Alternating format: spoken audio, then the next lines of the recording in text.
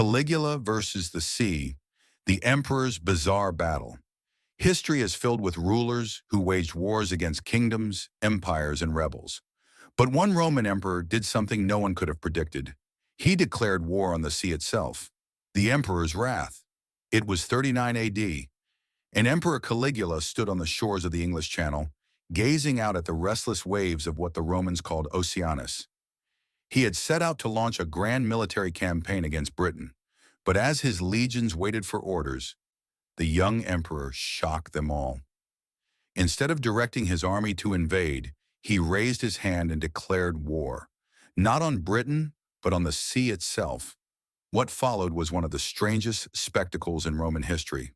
At Caligula's command, his legions formed battle lines along the shore.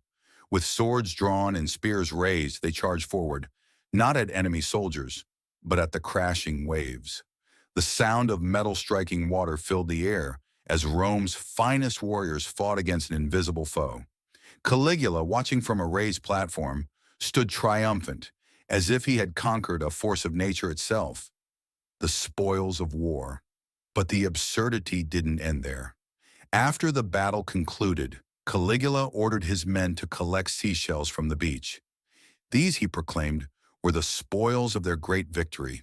The soldiers, bewildered but obedient, gathered them into crates, which were later paraded through Rome as trophies of conquest.